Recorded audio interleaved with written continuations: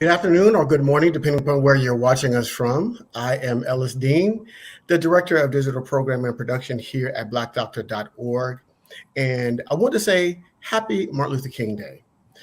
This is a special holiday, particularly for Black Americans, because we all know the impact that Martin Luther King had on social justice, racial equality, and equity. And those issues in the in the social realm has now moved over into healthcare in a significant way.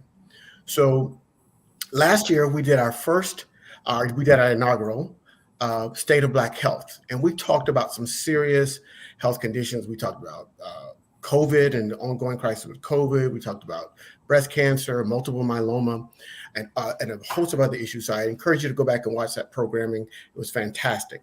But this year, we decided to focus more on you and your family. So we're going to call this the Healthy Black Family Summit here in 2023. And we're going to be talking about those issues that are more salient to you personally, because every family doesn't get touched by breast cancer, but every family does get touched by stress. Every family does get touched, unfortunately, by, poor eating habits, potentially being overweight, obesity, all of the issues that we're going to talk about today. Talk about caregiving for an aging parent. More families get touched by those issues than get touched with the ones that we discussed last year. So today we have 5 back-to-back panels. Yes, I'm going to be here all day with you. 5 back-to-back panels talking about all of those social issues that can really help your family in 2023 and beyond. So we're going to kick this first panel off right. This one is really near and dear to me. It's about how to reduce stress in 2023. And so we all know that word stress. We're going to help you define what stress is, and then we're going to give you some great tips and techniques on how to reduce it to improve your overall quality of life. So before we get started, I introduce our special guest. I want you to do a couple of things for me. Number one is let us know where you're watching from. So drop that in the comment section. We'd like to know where people are watching us from all over the country and all over the world. We have people from South Africa and Nairobi, Nigeria, and all over. So please let us know where you're watching from. Number two, I see you in New Jersey. Number two, if you know somebody that needs this information, please tag them or share this on your page. We'd like to get this information out to as many people as possible, because who could use more information on how to reduce stress? So please tag and share this on your page. And then finally, if you have any questions of our really, really knowledgeable guests and hosts, please drop those in the comment section as well. And we'll try to get your questions asked and answered. So I think I have done all of the particulars, the show particulars. So let's get to our guests and see who we have with us here today. So, I should have done that. Sorry about that, Dr. Renee. So first off, we have Dr. Erica. You've seen her smiling face. She has been on BDO before. She has a wonderful podcast called Better with Dr. Erica. And Dr. Erica is a double board certified in both adult and child psychiatry. She has done a number of wonderful things. She's traveled. She's fantastic, and I like to consider her a friend. So welcome, Dr. Erica. We're going to be better because you're here today. Thank you. And next is a face that's new to blackdoctor.org, but has quickly become a staple here, and that is Dr. Rhonda Maddox. She has a new show that just started. She just completed her second program, and it was about we were talking about suicide, and it was fantastic. It was a fantastic program on Thursday. Her show is Thursdays at noon on blackdoctor.org, and it's called I'm Not Crazy, But. And you know, how many times have you said that before to your friends? And she has a fantastic program, and I'm looking forward to the next one.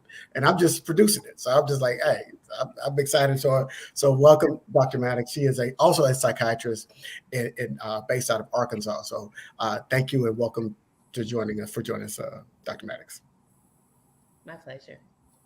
And finally, the fourth person on this panel is my co-host for today, and that is Miss Joyce Oze. She doesn't have the doctor, but she has the JD. So she's an attorney, but she is very, very passionate about mental health.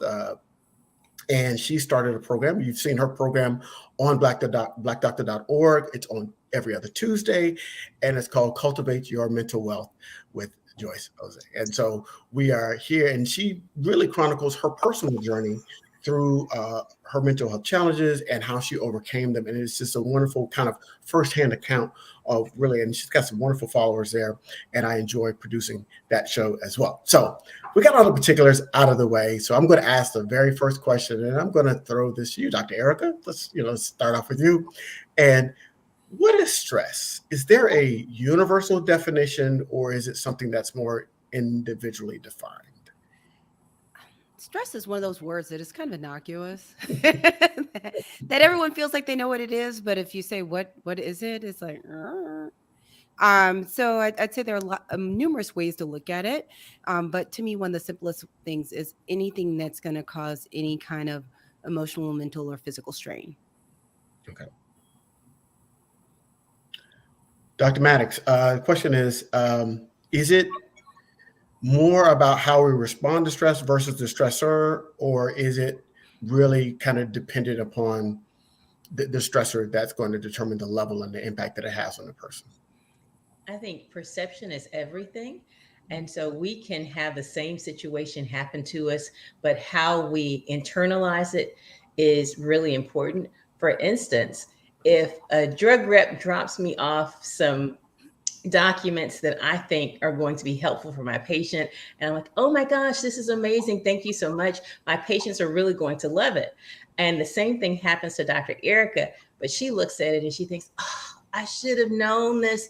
Where has this been? I'm such an idiot. Everyone else is doing this. The same thing happened to us, but the way we processed it led to very drastically different results in our emotions. And so it's not just the stressor or the event that happens, it's how you see it. And so many times when you're working with licensed mental health professionals, a part of what we do is cognitive restructuring, and we're helping you to rethink how you're processing something so that you can move away from all or nothing thinking to where it's either all good or all bad and see some good things, or help you move away from kind of catastrophizing everything and making the mountain out of the molehill. So it really is a lot about how you're processing, and what's happening is important, but how you process it is so important as well.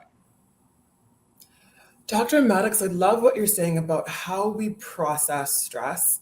I have lived experience with anxiety and depression, and thankfully I'm in a much healthier place, but that changed because I had to learn how to process stress.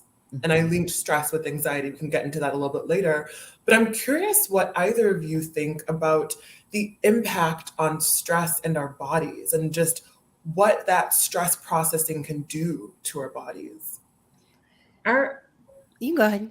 Our bodies release chemicals when we're under stress. And so cortisol, norepinephrine, different types of chemicals flood our bodies when things happen. And while we may have the fight, flight, or fright, our body does not know the difference between a tiger and our mind generating a scenario. When our bodies are overloaded with these, it impacts our heart, it impacts our kidneys, it does impact a wide range of organs in our body. And so it's so important not only to reframe how you are thinking about it, but then also to positively affirm yourself, to practice deep breathing, to identify what your triggers are, and then proactively either remove those triggers or decrease them as best you can, or get in front of those triggers. Did I answer your question? Oh, definitely. I might dig in a little bit deeper, and I might have you on my show because that sounds so great. But Dr. Erica, what were you going to say, especially from a psychiatrist's perspective in the mind? I would say that there's a reason you constantly hear about the mind-body connection, is that they're all working together. So if you just look at, there are so many ways to look at stress, and probably the conversations we've heard the most often, probably more recently, are conversations around anxiety, but also conversations around burnout, because burnout has just reached an all-time high, especially given all the stress and things that have happened along with the pandemic. Is that looking at that mind-body connection is, as Dr. Maddox mentioned, that there's the biochemistry that happens when stress occurs that can affect your body, which can lead to increased blood pressure, issues with your heart. Stress can actually impact your healing, your blood sugars, but also simple things like sleep, tummy aches. I know almost everyone out there has probably had constipation or diarrhea when they were stressed, but it's like it all flows together and you almost can't totally separate the two. And it's one of the reasons why I'm so glad that you all are having this show, because being able to have more tools to prevent, decrease, or manage stress will help your overall function entirely. Absolutely. I'm going to talk about the elephant in the room is that we're all Black people and we are on Black Doctor. And so we know that there are some stressors by just being Black in America. What role does racism, prejudice, discrimination play in raising the stress levels of Black Americans? And the second part is, do you think that contributes to the disparity in disproportionate health conditions that our community is facing? Dr. Maddox? That's an entire show. It's an excellent question. An entire show. That is an entire day's worth of show, for the record. So certainly I think that it impacts. And I may not, I started listening to just one part of your question at some point, so I don't know if I heard the whole thing, but it definitely impacts it on a day-to-day basis. And as it relates to the disparities, there are so many, from just how we are trained to perceive even our tolerance level for pain. What happens when someone comes in? As a former academic, I worked with family medicine docs to talk to them about what to do. The difference between getting a urine drug screen and anyone who came in who was Black, who was complaining of XYZ, versus the suburban mom who came in and they were like, oh, she's a house, she's a homemaker, da, da, da, da, da. And then there would be these positives for these positive urine drug screens for amphetamines. But if I didn't say we're getting a urine drug screen on everybody, we would have only received them on this certain group of population who's because their radar was a little bit higher. So everything from just our perceptions to that's it, And I'm sorry, I think I got a little bit off task, and I don't even know if I answered your question, Ellis. I have your back, Dr. Maddox. I got your back. Well, Dr. Erica, you want to chime in on that? What question? I would say is, number one, the first question is, yes, it is stressful. That living in America in a Black body is a stress condition to begin with. The next is what that perception is and how you internalize how other people react to you living in a Black body is another issue that comes to stress and coping strategies. As Dr. Maddox also talked about when it comes to health disparities, it's also how does the medical system interact with you as a person of color is a whole nother issue. Even for psychiatry, there's been studies that when patients come in and they're Black, people will use more of a paternalistic model, which is basically telling you what you need to do, versus something that's more collaborative and empowering you as an expert in your own body. So it impacts people on so many different levels, along with just the level of functioning, because how much of your capacity is used by just trying to survive in a Black body, and everyone's experience is different, but there's usually some level of trauma associated with walking through the world in a Black body. But I'm sure we'll talk about trauma at some point, because I know y'all. And burnout as well. Right. And I think it's so important that both of you doctors are naming that there is a difference between walking around with stress in a Black body, particularly in this country. We can go to other parts of the world where racism and prejudice, especially Black nations, those aren't the prevailing issues. But to be Black in this country, there is a particular stress associated with that. There can be.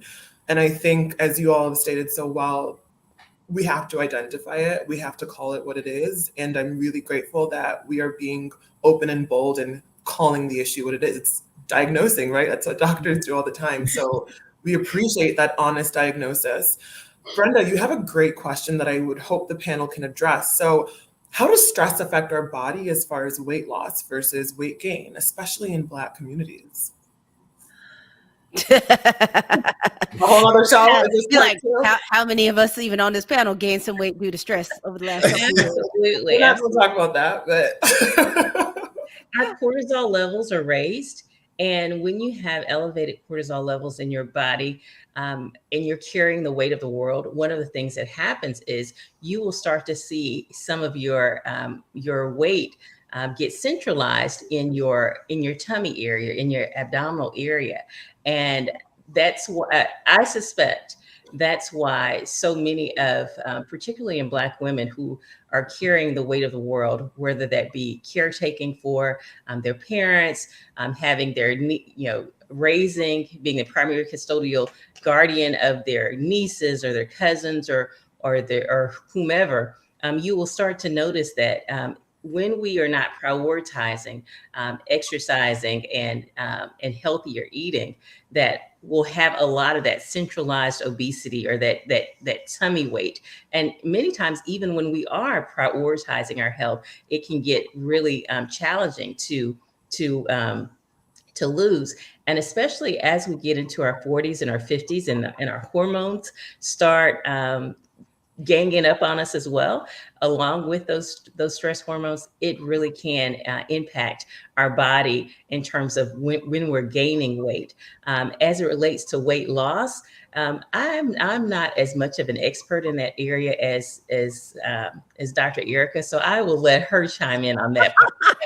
I have the weight gain down, Brenda, but we're going to let her talk about that weight loss piece. I know she's not talking about me personally because I have some of this COVID weight that I need to get rid of too. She's a Peloton queen. Do not listen to her. I haven't been on it for a while, hence the weight. But it makes a really good thing to help you get out of bed. Not a clothes rack, but it's, I'm over 40, so sometimes we need a little help getting up. There are times you'll see kind of two groups of people. There are the people that get stressed and they gain, that typically will have some level of emotional eating, but you'll also see some of the biochemical changes that Dr. Maddox was talking about, like increased cortisol, which in stress can also cause some decreased sensitivity to as far as when it comes to how your glucose is broken down. But the other thing is then there are the people that become the other group, are the folks that get stressed and then they don't eat. Neither is that great because from a nutritional status, it's not great not to eat. And no one wants to be carrying a bunch of weight around and then start becoming pre-diabetic and hypertensive.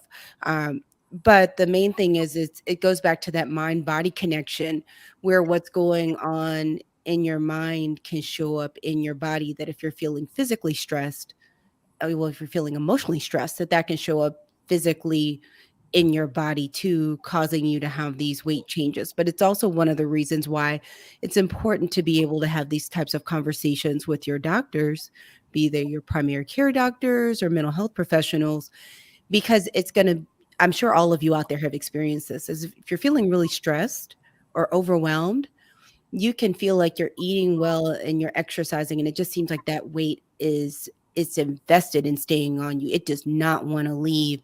So a lot of times it takes a multi-dimensional plan, and that's one of the reasons a lot of times I talk about wellness plans and wellness teams to help get you there, because you have to handle what's going on emotionally that's also affecting your biochemistry, along with any other physical conditions that are going on that are increasing your stress to your body to be able to get the result you want, which ideally is to have optimal health and to feel physically and emotionally healthy. Awesome. Y'all are so smart. I promise you, I love having y'all on this show. This is mesmerizing, right? I was like, say more. So, Dr. Erica, let's stay with you, and I'm gonna ask this question. So, can excessive stress be like a gateway to other mental illnesses like depression or anxiety, or something that's more considerable or diagnosable versus? Because I know stress is not a diagnosis, but can it lead to more depression and anxiety in a person's life if it's left unchecked? The answer is yes. And I want to have one moment of clarity for all of you out there, because there's some things we do that people don't actually know we do. And there's something we do a lot of times. We call it a clinical formulation. And that's when we talk through what's actually going on, which may not lead to a diagnosis. And that's the thing that I always want to remind people is sometimes people can benefit from support and not necessarily have a traditional mental health diagnosis. Because I know there are a lot of people out there that you felt stress and you didn't necessarily meet criteria for an anxiety disorder or depressive disorder or something like that, but you felt like it was getting in the way. So I want to separate out the fact that there can be levels of impairment without necessarily meeting criteria for a diagnosis. And even if someone meets criteria for a diagnosis, you still need to be able to understand practically what's going on so that you can come up with a multi-dimensional plan that is helpful. And Ellis, I just realized I went on a tangent. And what was the question? Can excessive stress lead to anxiety, depression, Yes. and other diagnoses? Yes. So the answer to that is yes. The answer is yes. And I think people out there have felt it. It's just the kind of the line ends up being the clinical line most of us will use. It's this magic term, impairment, the level of impairment. So how much does it get in the way of you doing things? And that a lot of times it's a line between just feeling stressed and not kind of at your best to when it's starting to cross over. But yes, all that stress and overwhelm can lead to anxiety. It can lead to depression. It can also lead to some manifestation of other mental health conditions that are more sensitive to stress. So if someone is super stressed and they have something like schizophrenia, they may have a break, or even with bipolar or other mental health conditions. But at the end of the day, is dealing with stress is a very important thing to do, because at the end of the day, the reason we're all here is we want you to have good quality of life. We want you to, I feel like it's cliche when they say we want you to thrive, not survive, but I want you to actually enjoy every day, and every day not be like sitting on the struggle bus. But the answer to your question is yes. And it's so important because during the pandemic, I felt like I've been in a circus, and we've had your tightrope walkers, your acrobatics, your clowns, your lion tamers. We've had the whole shebang there. And so just feeling like you're walking on edge, walking on eggshells has been really challenging, because many of us in our respective professions are considered the strong friend, right? And so people are accustomed to going to the strong friend. Well, what happened is during the pandemic, all of the strong friends were concerned about losing their jobs. They had lost loved ones. And so the strong friends, our emotional capacity to be there for others was completely spent. Our emotional reserves were gone.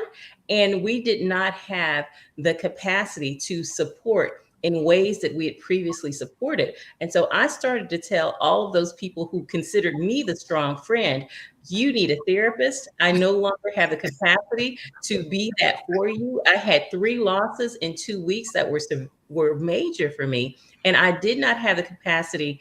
I was struggling to be there for myself and then to be there for my patients. There was no longer any room at the inn for me to be there for others, right? Mhm. And so whether you had a diagnosable condition or not, if I was the only thing as your friend keeping you from that diagnosable condition because you had me, then you were up the creek. And so I was telling everybody, listen, get a therapist and get one before you actually need it. Because here's the thing, we wait many times until we've hit rock bottom to go find someone. And so the therapist is meeting you for the first time, or the mental health professional is meeting you for the first time at your worst. If you proactively know, hey, my mom died August. Every August is rough for me. Start shopping for a mental health professional now while you're not at rock bottom, so that you can ask other people who they've gone to. So you can go to, directories like Therapists for Black Girls or Psychology Today, identify one, wait the 2 to 3 months that it takes to get into the office. You know it's going to take a while. And then by the time you get there, you get to evaluate that person for are they a strong fit for me or not so much? And you get to shop around. But if you wait until you hit rock bottom, then you get what you get. So don't throw a fit. So go after your therapist now while you have the mental capacity to identify if this is a good fit for you. Can I piggyback?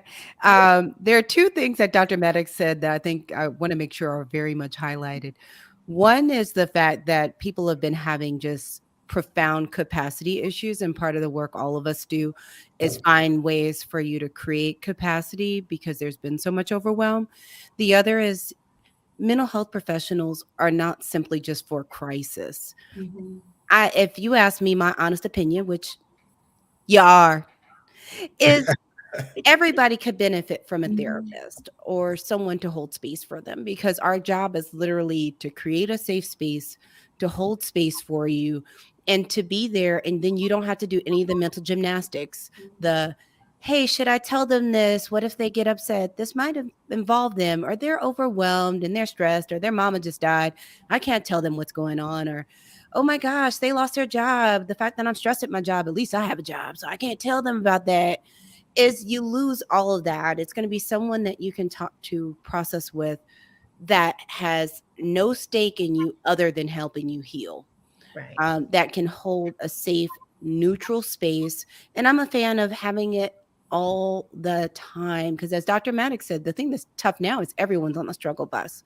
So those people you could have leaned on before, they aren't there because they're struggling themselves. But I do believe it's important that everyone have a person, and do it now because you deserve it. You're going to feel better physically if you're mentally taken care of. And we already hit upon the fact that living in this world, beyond all of the other traumas that I'm sure most of you have experienced, you have experienced the trauma of racism and the aggression of living in a Black body.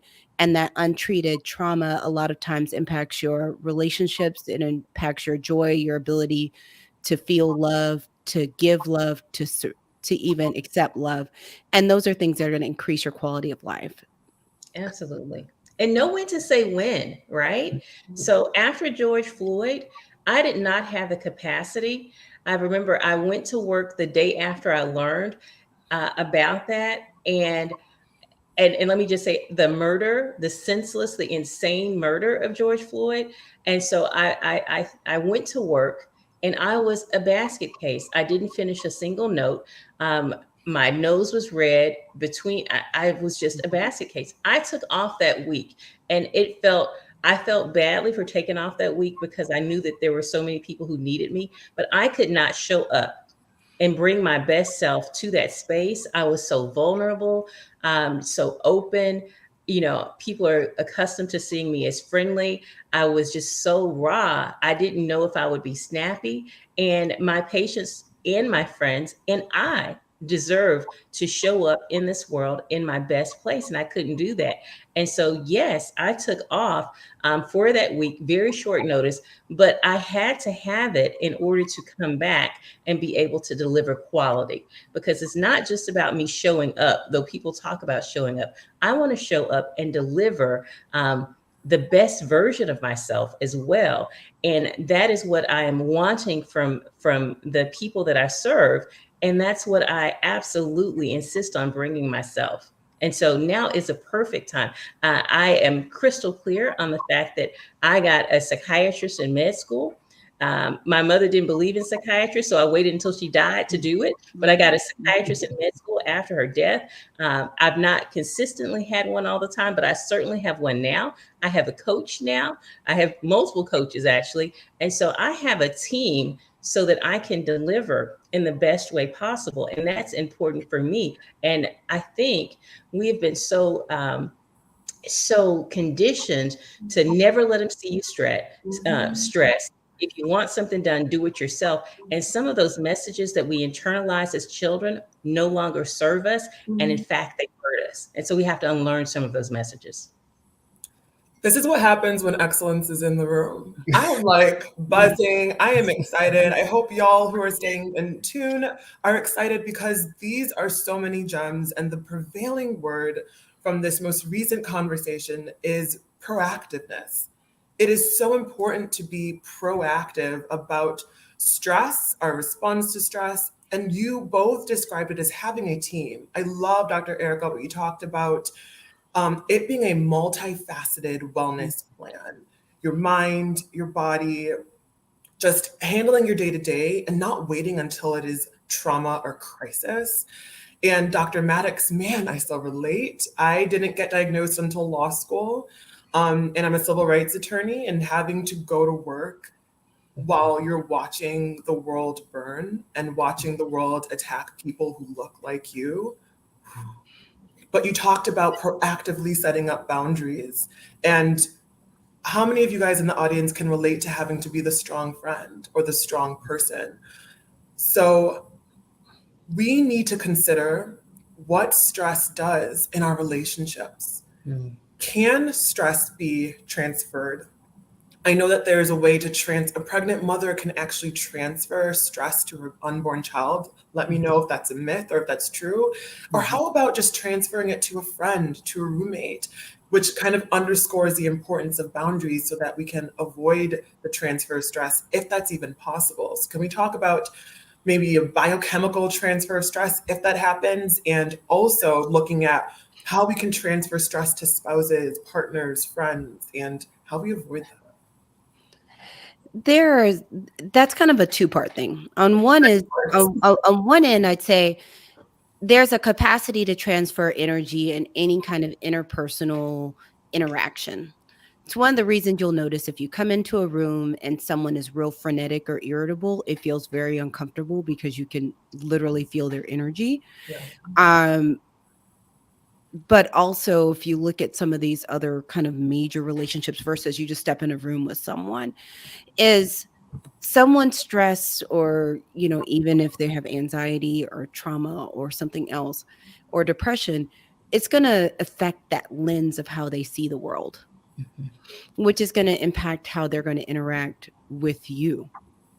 And one of the ways you can probably see it the most common or easiest is think about a mom that's stressed and they're worried, and they don't want their child outside because they're worried, or they're like, I need you to sit in the house because I'm stressed, or they're short, or this can even happen with a dad that they're stressed or overwhelmed, so they're irritable and they're short, and then you look up after a while, then the kids start becoming more timid because they're afraid that someone's going to be uncomfortable, or they don't want to stress mommy or daddy out.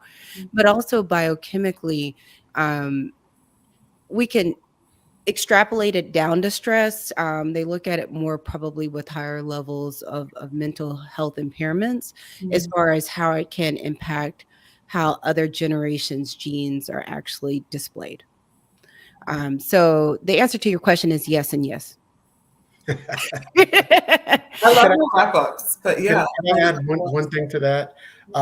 That stress transference that you asked about, Joyce and Dr. Erica, can also have a significant impact on behaviors and the development of unhealthy behaviors. So in that example, you have a parent that's overly stressed, whether it's work or whatever that's going on. They come home, and what their children see is not only are the children, they're pulling back from the parent because they're stressed, but what they see is when mom or dad gets stressed, they pour a drink, right?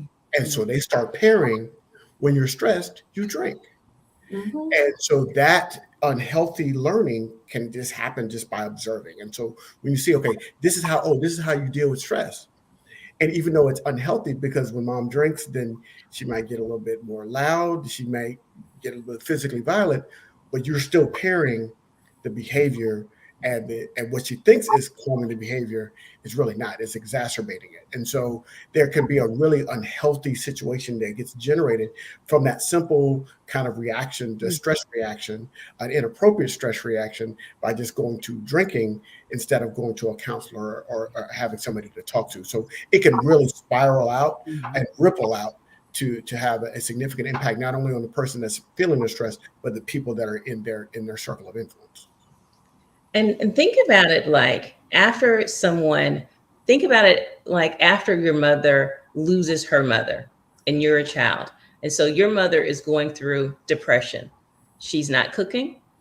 She's not cleaning. She's not nurturing, paying attention to you doing your homework. And when you try to bond with her, you're snapped up. You see her smoking cigarettes as a child, and they give you those tasty candy cigarettes. You're being groomed to smoke, and you're being groomed to identify smoking with or drinking with nice, calming strategy after work. And so that's why many times you will see children who are just groomed. I mean, I feel like as a child, I was groomed to be a cigarette smoker until my mother caught me smoking at 6 years old. I threw the cigarette in a trash can that was plastic, pretended I didn't know why there was smoke in the house. And then I quit smoking that day in a one-step strategy called the Black Hornet, which was the BELT. I didn't have to go through the 12 steps. I got it down. She helped me out. But what she didn't realize was she made smoking look beautiful. You know, did the little poof balls or whatever and made it really attractive. So we don't realize sometimes that we're making unhealthy strategies look really attractive. And when we say stuff like, do what I say, not as I do, we are children who learn by modeling. And if you're modeling it for us, you can best believe that we'll be picking it up, whether you want us to or not.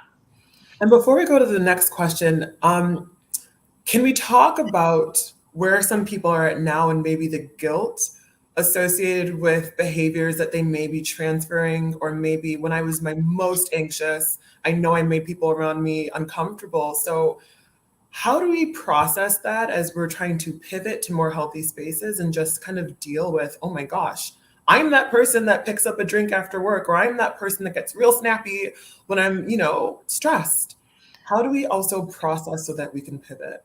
I would say 3 things. One is to give yourself grace. Number 2, related to that, is you were doing the best you could in that moment with what you had. Yep. And so, number 1, this society itself is guilt-ridden. The society for women is guilt-ridden. The society for Black women is super guilt-ridden.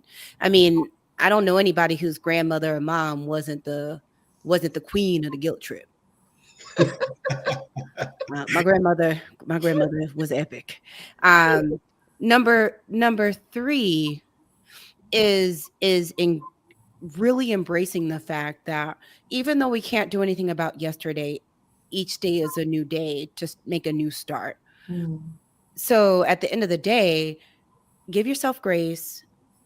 Remember, you did the best you can. It's a new day, a new start, and get some help so that you can do things differently in the future. And those that love you understand that something was difficult. So, I think a lot of times we take on guilt unnecessarily, that when people love you, they accept you. If people don't accept you, sometimes there's a question of how are they loving you? And sometimes they don't accept you because they love you and they don't want to see you spiral out of control. So there's the part of holding ourselves accountable and holding others accountable, but doing it gently, grace-based, And when you have chosen your tribe wisely, which I have to admit I've not always done, but when I have chosen my tribe wisely, they proactively many times see, okay, after my mom died, I said, don't get me anything. I don't need anything. They completely ignored me. They sent me flowers. They sent me food. I didn't realize I needed that because I thought I had everything. You know what I mean? And I didn't need anything. But that outpouring of love and outpouring of support that they just intuitively knew I needed was really important. And so a part of some of the solutions to reducing stress is being very intentional about the tribe that you surround yourself with, who are not your guilt trippers, but who are embracing you, who are encouraging you, who are uplifting you, who are saying, you know what, this that you have going on is outside of my scope of expertise, but let me point you to my therapist. Let me point you to my girl's therapist, those kinds of things. I think, and if you're just joining us, you have missed a gem of a conversation, but we are here, and this is panel 1 of our Healthy Black Family 2023 Summit here on blackdoctor.org. We are talking to Dr. Maddox, Dr. Goodwin, and of course, host of our host extraordinaire, as Joyce Jose, that is here with us as well. We're talking about how can we reduce stress in 2023. So we've done a great job of defining the issues, right? We have defined what stress is somewhat, because we know it's more about the stress response than the actual stressor, as Dr. Maddox so just brilliantly illustrated earlier in this conversation. I encourage you to go back and watch that. But now let's talk about some solutions, right? And so what are some things that people can be doing independently outside of seeing a counselor? Because I know we have talked about that, and we are going to encourage everyone to go see a counselor. And we know if you're on the extreme side, dial 988. We know there is a crisis hotline that you can call if you're in the middle of crisis. I wouldn't suggest calling 911. I would suggest calling 988 if you're in a mental health crisis. And I'm not trying to make any bad things about the police, but that's not what they're equipped for. Mental health crisis, you should dial the 988 number. Now, for everything else that's in between those two extremes, what can we be doing to help reduce our stress on a day-to-day basis so we don't get to that point where we got to dial 988? I love that question. And I'm going to tell you maybe 2 or 3 of the top 3 things for me. Number 1 is I had to learn how to use no. It is sometimes easier for us to say supercalifragilisticexpialidocious than for us to say no. Okay. And so learning how to use your no so that when opportunities present themselves, while you may be flattered, honored, whatever, that someone thought highly enough of you to extend that opportunity to you, if it does not align with your core values, your mission, your time, your time available now, say no, because you will ultimately end up resenting them. You will be overwhelmed and stressed. Number 2, prioritize your sleep. Prioritize rest.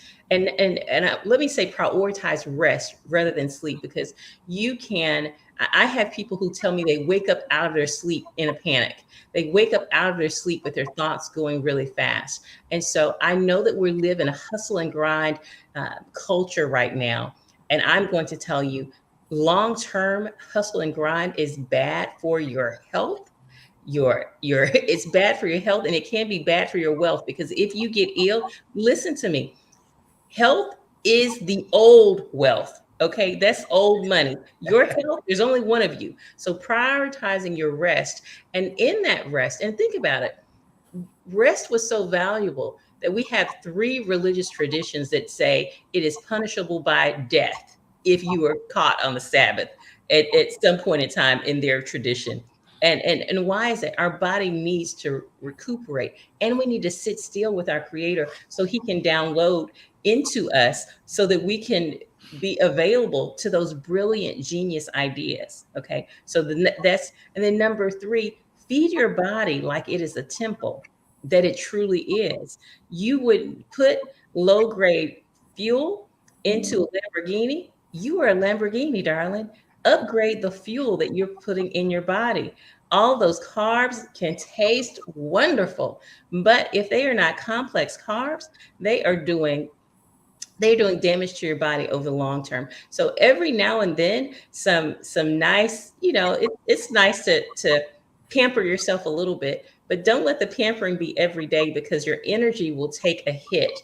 Your ability to concentrate will take a hit with all of that. So feed your fuel, feed your body like it's premium quality. Okay. Yay. I love all of that, Dr. Maddox. So I'll say 2 quick things. I often talk about the Better 7, these 7 essential areas that you need to have that life that you really deserve. Now I just want to talk about solutions in 2 areas. One is structure, because it's so important how you put your day together. So one of the simplest things you can do is have a morning routine and an evening routine. And to schedule yourself. So one of the things that happens when we're adulting, so we have everybody on our calendar but ourselves. You have your kids' activities, you have your mama's, your mama's doctor's appointments, everything you have to do for work is on your calendar.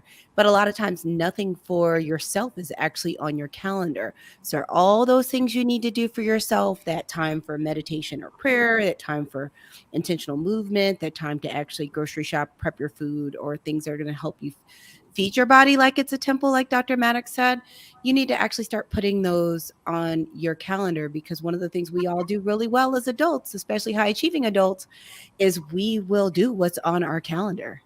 So you need to actually put you on your calendar. And there's one morning routine I totally love. It's called the Miracle Morning, developed by Hal Elrod, that I think is fantabulous. It can be done as it's little 6 minutes. The second thing is support. You are not on an island. So this is looking at, we talked about kind of your wellness team. So these can be different professionals that are going to help you function and help your body and your mind function. But the other thing is, what are all the things that you have on your list to do, things to do that you don't actually have to do? All of y'all with families out there, I can almost bet there's stuff on your list that your kids could do, or your spouse or partner, that they are not doing. You know, you can always look and redistribute these tasks. There are a lot of services that in our minds, especially as Black folks, we thought these were for rich white people, that are not, such as, you know, if you don't want to pay for full grocery delivery, just doing the grocery pickup doesn't have as many surcharges. Walmart even will bring it to your trunk too, is doing things like that. So you're not using so many times. Drop off, valet, dry cleaning, wash, dry, fold, so you're not doing all your laundry, especially for all of y'all out there that have like larger families or don't love laundry. I actually enjoy laundry. Laundry brings me joy. Having someone clean your home, even if it's not all the time, just things that are going to take some things off your plate to return that capacity back to you, so you can use it on things that are going to be more high yield for you, time that you can spend with yourself or with your loved ones. So those are the two main areas I would say are really high yield. So in that same just vein of solutions, sorry, Alice, were you going to say something? No, I was just I just caught the Holy Spirit. I just said fantastic. Amen. I was giving a shout out. So sorry.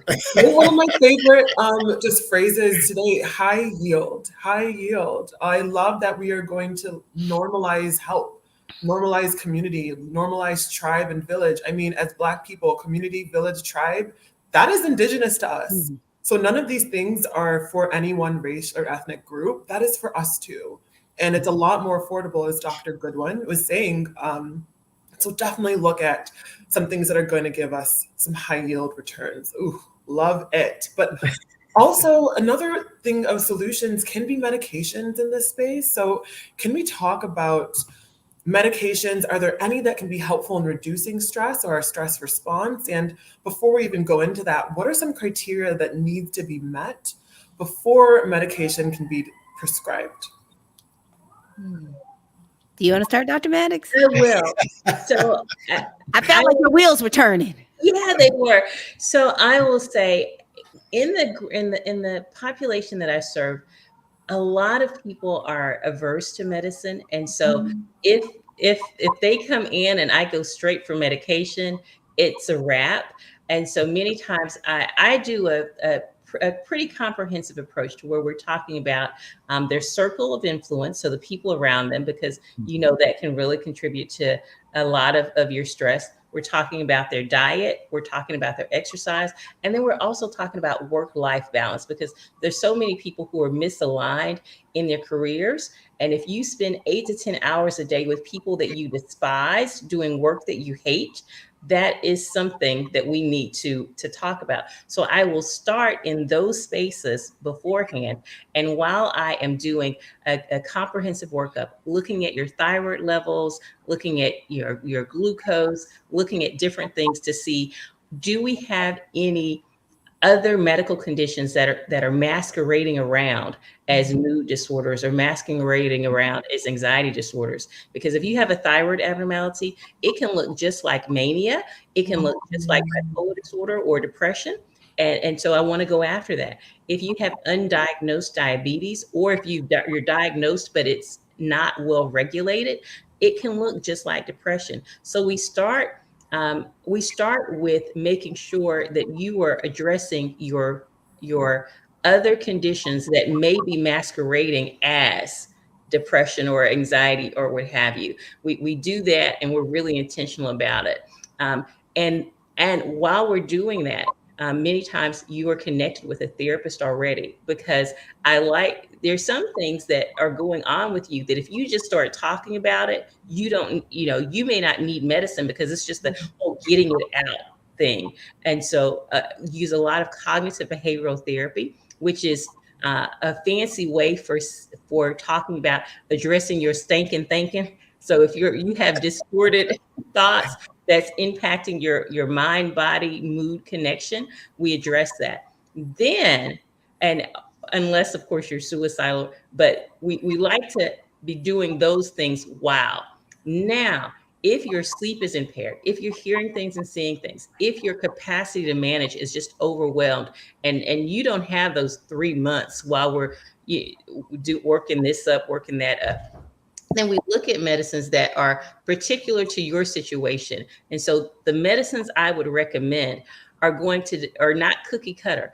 Some people just say, oh, depression, SSRIs. Well, that's not what I say, because if I know that I have one shot with you and an SSRI is going to mess up your tummy maybe, and you're going to have diarrhea or constipation, you already have that, then I might pivot to a Remeron, because you've lost your appetite and you can't sleep. And so I try to make side effects work for you. Or if you don't have energy and you want to lose weight and your concentration sucks, I may pivot to a Wellbutrin or bupropion, because that is going to help with your mood, with your decreasing your appetite, with your concentration. So I don't do cookie cutter stuff, and I almost hate to make recommendations, because the person who's listening is going to go back to their provider and say, Dr. Maddox said I needed Lexapro. No, Dr. Maddox did. Dr. Maddox is not your doctor. You know if she's your doctor. But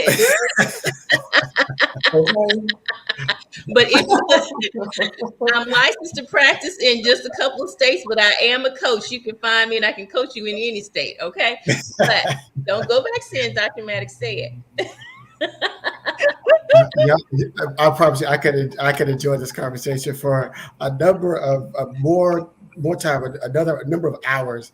But we have a full day slated today. We're pushing up against the end of this program. We're going to continue on.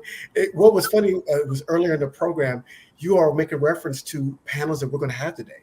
So when you talk about Black people in pain, we've got that panel coming up today. When you talked about being a caregiver, we've got that panel coming up today. When you talked about putting good food in your body so you could lower your stress levels and your weight, we've got that panel today. So we're going to be talking about, so this is the perfect panel to kick off, because we're going to have foreshadowing to the number of panels.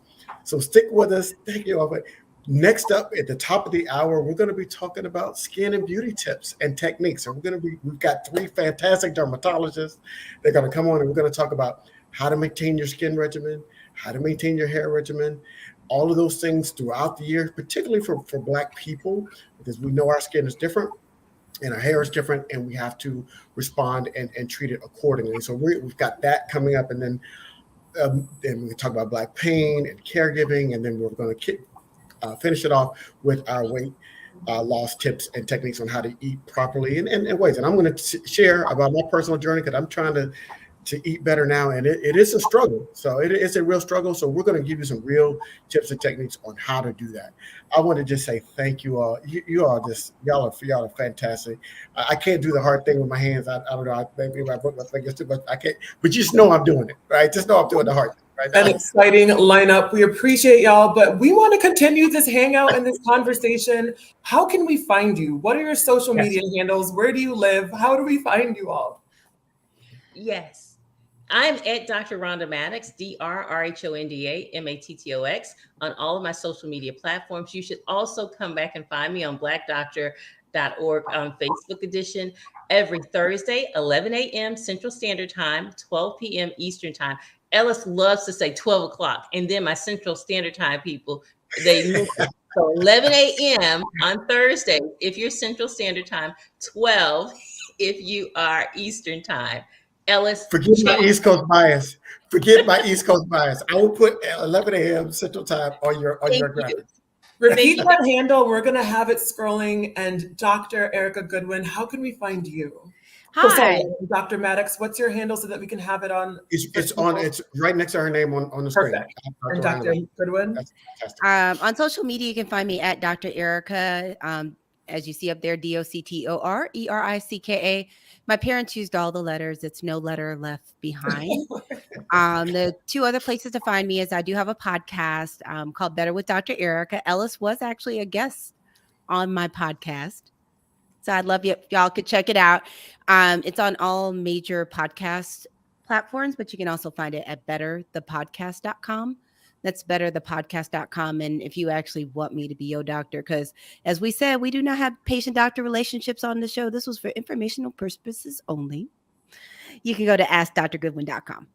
That's askdrgoodwin.com. And thanks again for having us. It's been a wonderful way to start this day off. Absolutely. So thank you all again.